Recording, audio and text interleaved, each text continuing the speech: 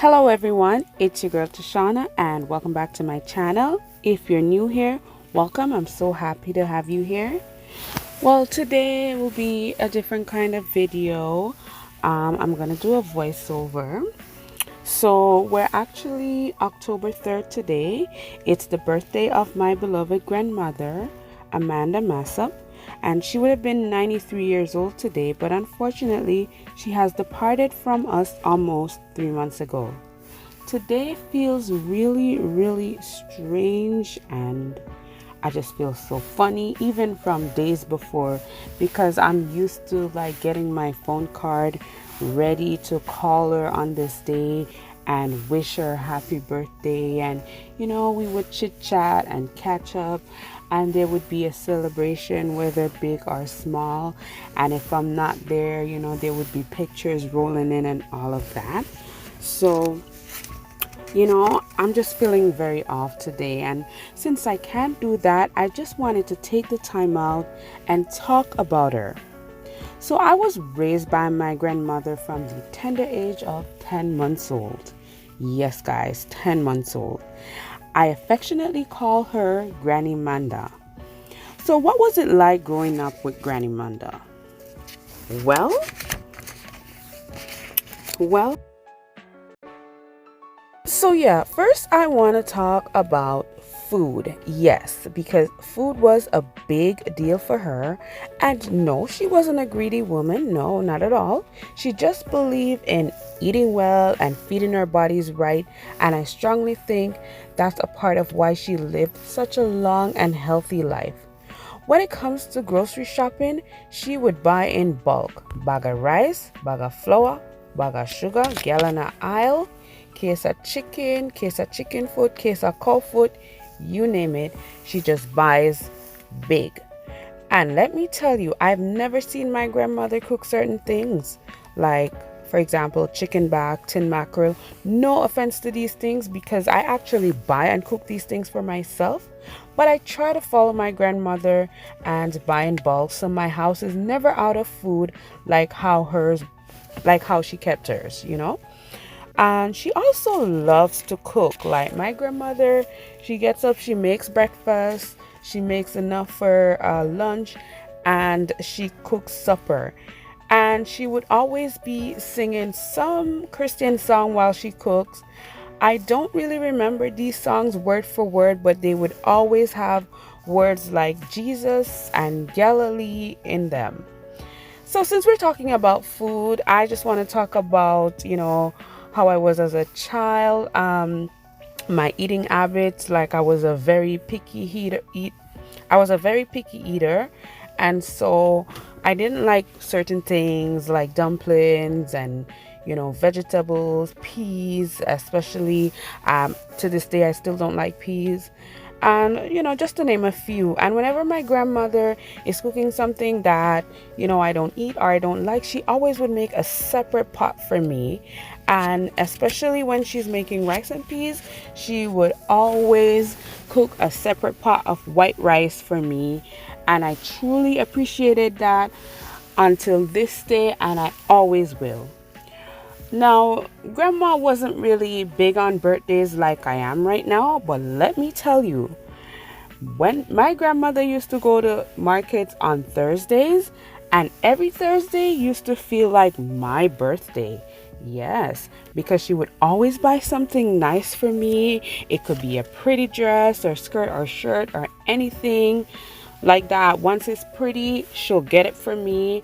As you can see, she herself, she likes to dress up. She loves nice things. She likes to dress up in nice clothes and shoes and big fancy hats. My grandma's hats are always flying.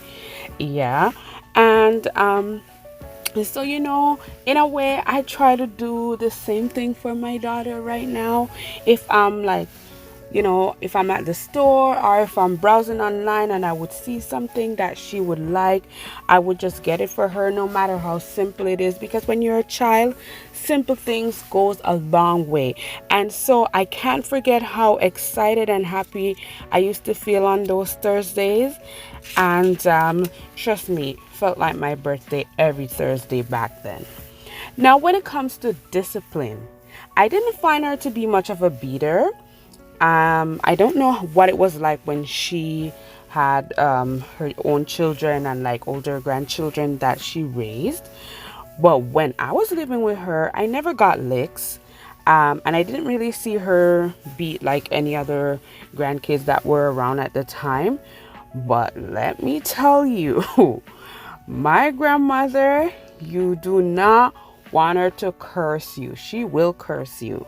So, um, her you don't want to feel the wrath of her tongue, guys. Like she goes on and on and on, and she won't stop. So that alone would make me stay on the straight and narrow. And when it comes to her, because I don't want her cussing me out, but when you start getting older and you become a teenager, and you start feeling yourself like I did back then, you want to get rude and nobody can chat to you and all these things. You're being rebellious. But I caught myself when it came to Grannymanda. Trust me, like, when it came to Grannymanda, it came to a point where she was one of the only persons that I would obligate myself to and make sure I listen to her and do what she says, because she was just so, so good to me. I mean, like other family members were really good to me, but Grannymanda was an exception. So I just always wanted to be respectful and do whatever she wants and even do extra little things like clean her room. And, I used to do that like voluntarily and happily. And even as an adult, when I slip up, I know my cussing will be coming. So I will call her and be like, yeah, Grannymanda done me, so that we can get past this and make up and move on. And one thing, my grandmother doesn't hold grudges. Like once she tells you her mind, then we're moving past this. So, also, I want to talk about how my grandmother spoiled me. Like, she spoiled me rotten, good spoil. I remember when I started high school back in 1999, and I did my first semester, and then I learned I discovered Jansport bag. So I decided I wanted one. So I went over the weekend and I asked her to purchase a Jansport for me, and she asked what it was and how much it cost. It was very expensive at the time, $1,800. That's a lot of money back then in 1999. But she didn't say yes when I asked her at the time, but I'm telling you, the Monday morning, she surprised me. She like gave me the money, $1,800 to blast up on one bag. Like it felt so good, and she spoils me, and I love it. And she also gave me lunch money for all 5 years of high school, even though she knows, like, my dad would send money for me and all that. She would be like, oh, that the money there come from foreign, anything can happen. Sometimes you don't get to collect it and whatnot. So she would still give me money. And so I always have money. I'm never broke because of her. And for this, I can never repay her. Now, my grandmother was also very encouraging, and I would say that's a great, I would really say that's a great part of why I did so well in school, because like she was so encouraging and supportive, and she was very proud of me, and she never hid that, just the way she would act when I come first in the class. Yeah, that just make me want to come first all the times, just to get a reaction from her. It makes me feel good. And let me just take a step back to my rebellious phase a bit. When I was in about fourth form, I remember my report wasn't collected yet. Grandmother decided that she's gonna go get my report. It was a Wednesday, I remember, and I was like, no, Grandmother, don't come to school, please. Back in those days, when you're younger, you don't want to be seen with your grandma in public. So I begged her not to come, but she was like, yes, she's coming. And she did came. I didn't get to see her. I don't know, maybe I was hiding or something. I'm not sure. And she picked up my report, and she was so proud. proud, like when she saw my grades and everything, and she was just so happy for me. And right away I just like dropped that and just snapped out of that, that prideful way of thinking and being all silly, talking about I don't want to be seen with an old lady in public. So like I dropped that right away, and I started embracing her anywhere, anytime I see her. And if she has a bag, doesn't matter what kind of bag it is, could be her market bag or her a crocus bag, doesn't matter what it is, I take it from her, I walk with it, and I don't care who sees me with it. And so being raised by such an amazing woman is a blessing. I would never change that for anything. And if I could go back in time, I would still want to be raised by her. She passed on such good moral and ethics and traits to me, and I can boldly say that I'm a decent person, and I am the woman I am today because of her. And I had mentioned before on a video that I posted on my channel that, something that I really admired in my grandmother while growing up with her is to see how loving and caring she was. She would take in other people's children and take care of them, and she would love and care for them just like her own flesh and blood, like equal treatment, same amount of food, nothing unfair about it, just as she loved her own kids and grandkids is the same way that she would show these, is the same kind of love that she would show these kids that she adopted. And that became a built-in quality in me because now I'm a mom. I really love my daughter, but I also love other people's kids, and I'll do anything I can to help them if they need help.